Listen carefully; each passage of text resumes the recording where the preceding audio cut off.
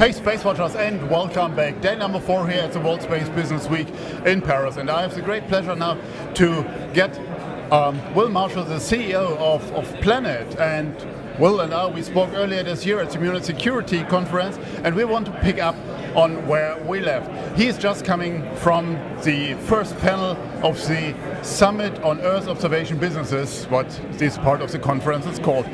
Will, how are you doing today? Great, thanks. Very well.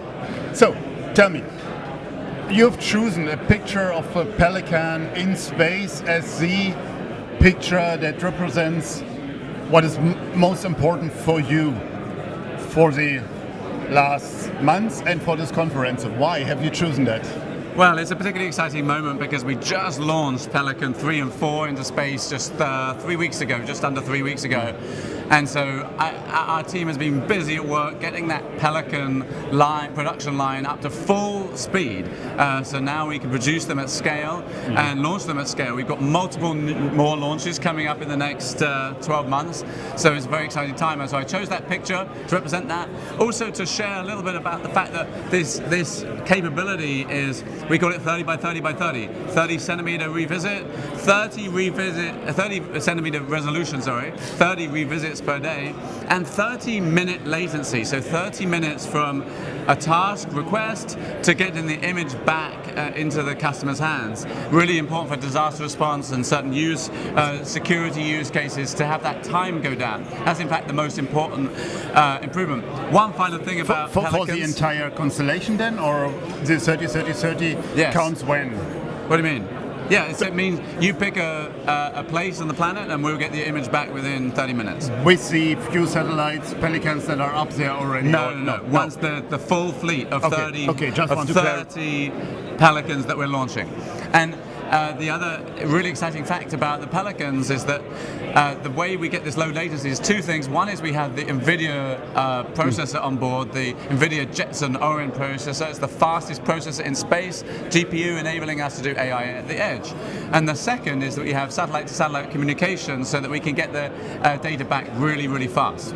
It sounds you're a big fan of your own satellites, but well, of course, I'm a space geek. So, absolutely.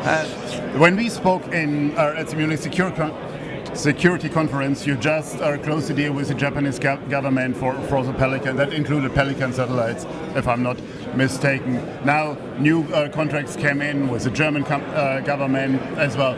So, how does that work?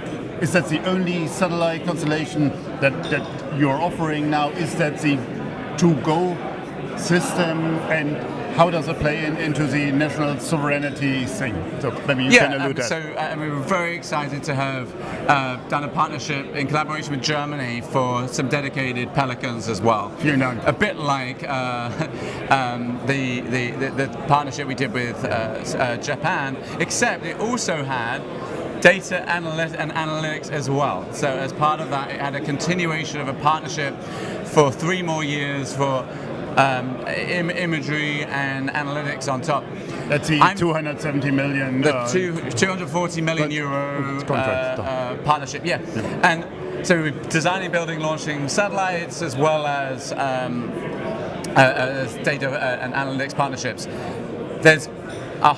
We have a pipeline of other opportunities coming along that I just mentioned in our earnings is maturing very nicely, and so we're very pleased about how that business is growing, and we're pleased to have our first client in Europe, and I couldn't be more proud to do it with Germany. The pride is mutual.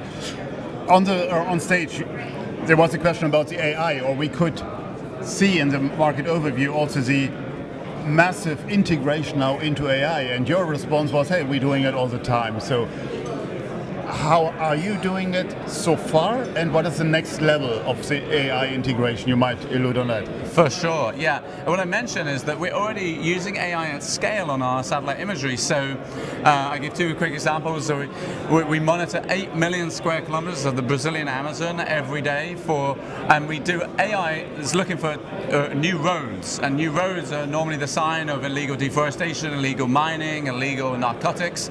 And Brazil's federal police use that to do interventions. They did 3,000 interventions last year, confiscating $3 billion worth of equipment, and most importantly, reducing deforestation rates significantly by about 55%.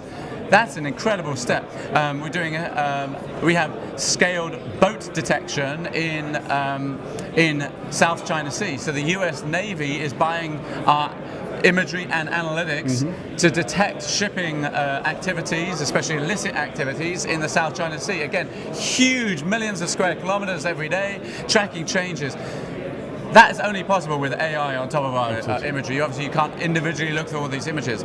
But where things are going is even more exciting potentially. We are going to see these large language models, the ChatGPTs, that technology applied to satellite imagery is going to unleash things more. It's going to do three things: speed, time to value, like get from zero to an answer fast. It's going to scale up how much area you can look in what time, and it's going to ease use. So it's going to make it easier for people who have no expertise in satellite data to get some value. And that is going to democratize satellite imagery further. You know, they were talking before our panel on the size of the market. I don't believe them. I think it's much bigger than what they were saying. I didn't even see what they said, but I'm guessing it was, you know, one of these standard things. I think the market is $75 to $100 billion, and we're really just at the beginning. And AI is going to help us get there faster. Well, thank you very much for your time. I know you have to rush off, and I'm looking forward to seeing you the next week in Berlin. See you there. Where's that? SpaceWatch out.